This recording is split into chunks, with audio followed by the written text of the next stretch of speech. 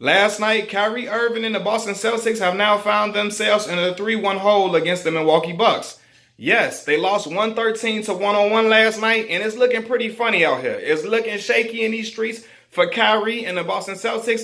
And a lot of people are saying it's over, it's done, finito, put a fork in them, it's over with, right? Now, I will give Kyrie this benefit of the doubt. He has seen a 3-1 deficit before. He's been in a 3-1 hole against one of the greatest teams ever assembled, the Golden State Warriors.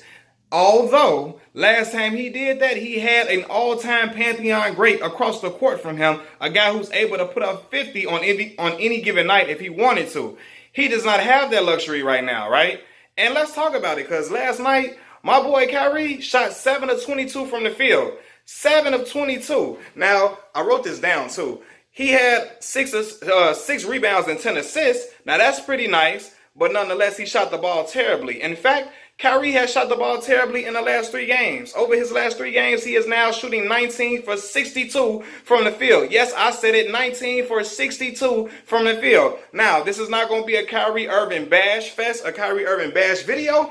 I'm just here to tell y'all the truth, the God honest truth, because although I was sad to see Kyrie go and sad to see him leave the Cleveland Cavaliers and leave my boy Bron, I still am always excited to watch Kyrie play. Kyrie is one of the most dynamic basketball players I've ever seen with my own 2 eyes. That dribbling ability, he got the best dribble I have seen since Allen Iverson has retired. And his ability to finish at the rim is second to none, especially for a small guard like that. But we got to talk about it now, because now Kyrie sees that being a leader is more than just about being the best player on the team. He is the Boston Celtics' best player by far, right? And nobody can dispute that. I'm not going to dispute that with anybody. He is the best Boston Celtic on the floor. Nonetheless, this team does not play as well. It seems they play much better. The team plays within the flow of the offense. The younger guys play much better when Kyrie Irving is not there. I don't know. Kyrie seems to be taking a lot of ill-advised shots,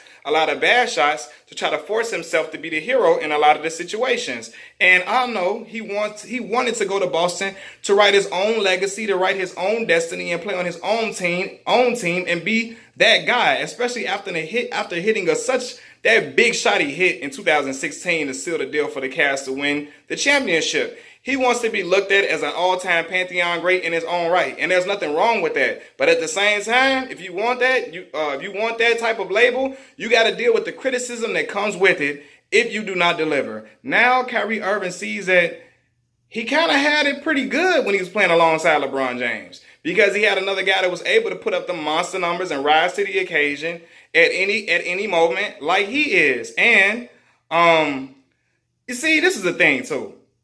When a guy has younger guys with him, and he's a young guy, he's never really been in the position to lead, it gets a little fuzzy for him. And this is the thing. People told me so many times that Kyrie Irving didn't need LeBron. He good without LeBron. LeBron ain't make him. They won because of Kyrie.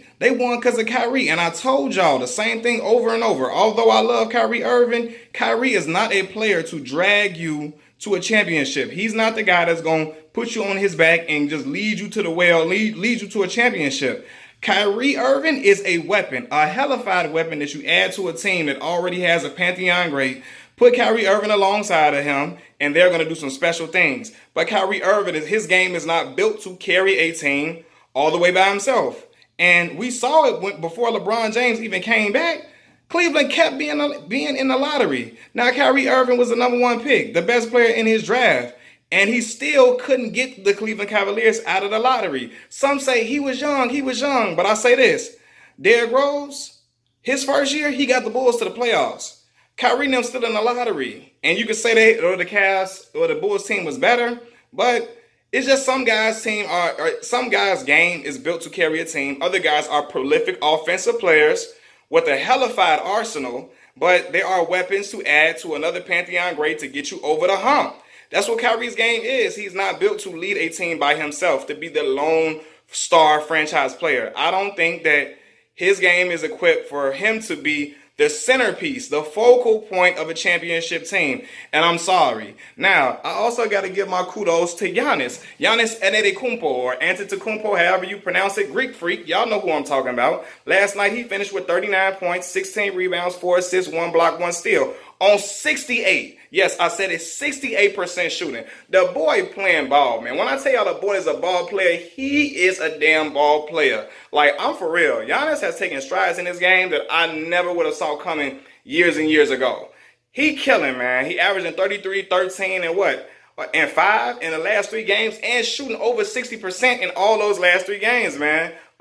He's playing a hell of a game, and I got to give it to that man. He got them boys, that Milwaukee Bucks. Like, I'm going to be real with y'all, man. It's some teams I thought was never going to get back to the prominence. Like, I mean, they won the championship before with Kareem Abdul-Jabbar and the big old Oscar Robertson. But it's like, man, I ain't think they was going to come back to them days. Remember when they had Michael Redd, when they had Ray Allen and them? I'm like, I don't know if Milwaukee going to make that jump. But Milwaukee seems to be making that jump right now, man. And it's cool. Like, my hat's off to them boys, man. They playing Boston well, and they out there hooping Boston up. Kyrie and them going to have to respond now. You know what I mean? He going to have to respond. Like, again, so many people told me he didn't need LeBron. He can be the man on his own team. He is own boss, and he this and he that, and he that go-to guy. He that guy. He don't need LeBron. He can do it by himself. Well, let's see Kyrie if he can do it by himself. Again, I'm not wishing that the young man fail. I'm just making a basketball point, something that I saw miles and miles away.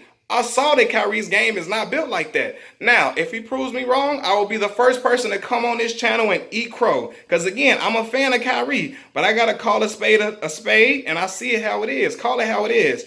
And like I see it, and like I saw it, like I see it, Kyrie Irving is not built to drag a team to a championship. LeBron James' game was built for that type of style of play. He's built to carry a team. He didn't do it this year, you know. Okay, the injuries didn't help. He's in a new conference. Things didn't go as planned. He didn't play particularly well on the defensive end in his, 17th year. But at his age, at Kyrie Irving's age, LeBron was dragging the Cavs to the finals, dragging them to the playoffs and performing well. So, again, I say this too. Kyrie Irving is out of Boston. The writing is on the wall, man. If they lose this series like I think they will, if he shocked me, I'm going to give all respect to Kyrie and say, man, listen, you a certified baller and you can maybe be equipped to get teams out of holes and be that centerpiece. Maybe.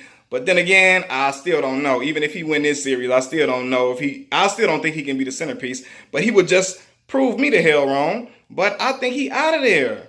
And I think Kyrie ain't going to be sad about leaving. Truthfully, it was this clip, right, around the same time that the New England Patriots were about to play in the Super Bowl.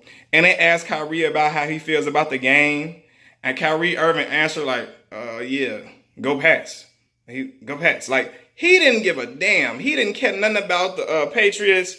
And again, maybe he's just not interested in football. But to me, it felt like Kyrie don't care about nothing that's going on in Boston at all. He just there to do what he got to do to get his name buzzed and then show people that he that guy and go on and take his talents elsewhere. And I'm telling y'all, I think the young boys going to be glad that he leaving too. Like you said, like Jalen Rose said, them young boys going to help Kyrie pack when he leave.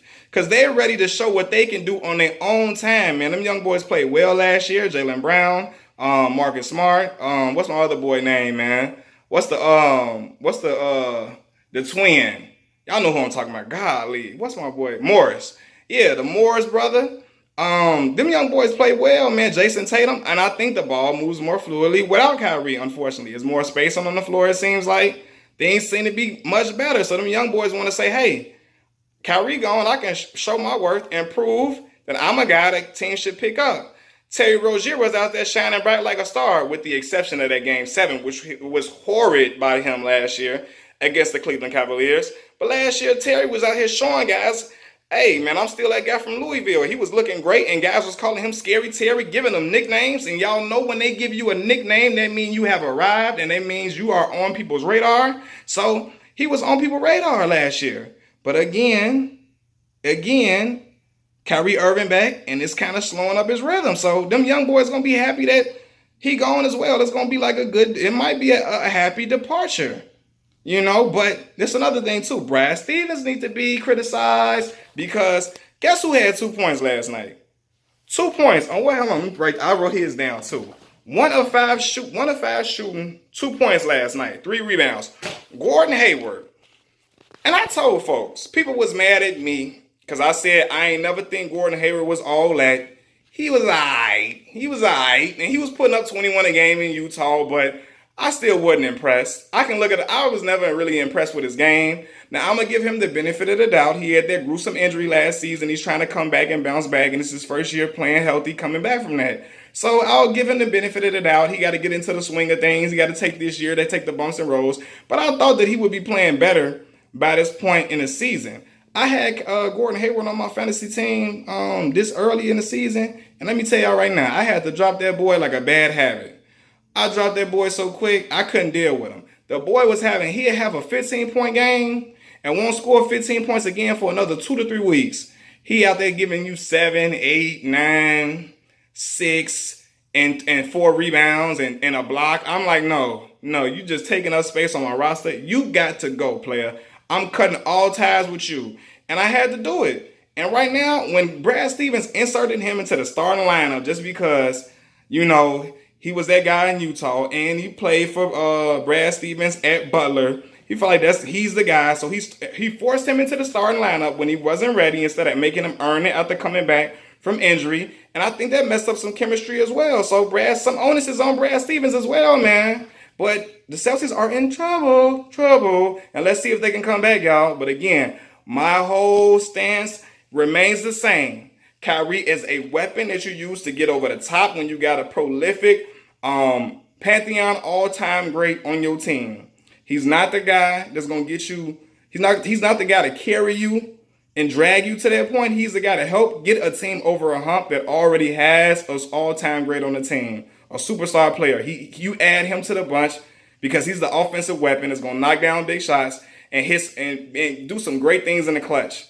But I don't think he's the guy that's going to just drag your team to the finals by himself. Peace.